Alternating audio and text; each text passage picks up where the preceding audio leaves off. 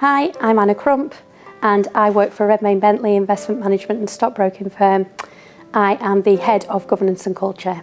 So in terms of the advice that I would give to someone starting out in our industry, or indeed any industry, is to really focus on breadth of experience. You're going to be in work for 40 years.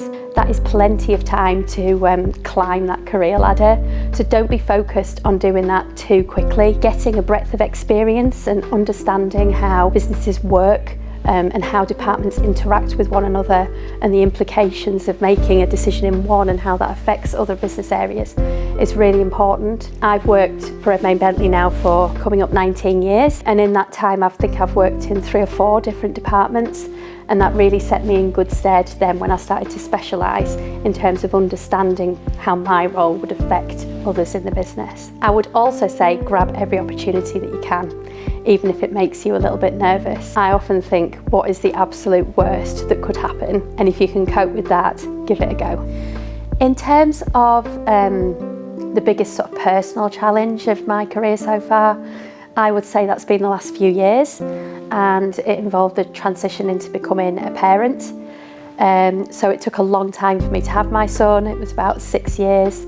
There were lots of appointments involved in that journey, and that was really hard, both practically and emotionally, kind of juggling that alongside work. I then obviously had a year's maternity leave when I had my son, and then came back part-time, so I now work 4 days a week. I'd say that transition is really challenging because obviously your priorities change, but also then working part-time and getting used to that when you're still managing teams or leading projects, etc. That has been a real lesson for me.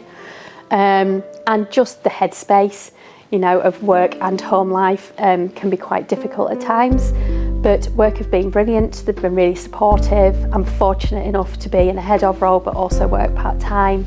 I had some support when I came back to the office, and they've been really flexible with things involving my son, like emergency care, for example.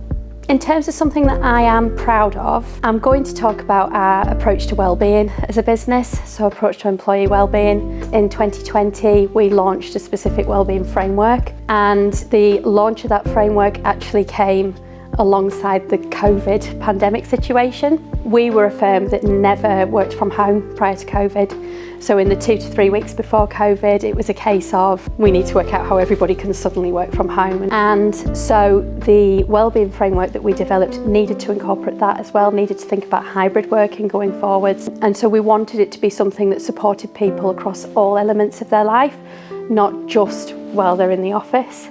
And I think we delivered on that. We now have a wellbeing platform, part of our intranet, where people can access all sorts of resources to do with wellbeing. We have 10 wellbeing champions around the business who are also all mental health first aid trained, and we were fortunate enough to win a highly commended award at the PIM for Diversity and Inclusion Awards a couple of years ago for our wellbeing framework. So I think that's probably what I'm most proud of. I absolutely love working in a job where I can come in every day and feel like what I am doing influences how people feel at work, how motivated they are, committed to the business. There's obviously things are changing all the time, and there's always challenges and things, but I genuinely feel like what I am doing is a benefit to other people, and that's a real driving force for me. And the people who work here are fantastic.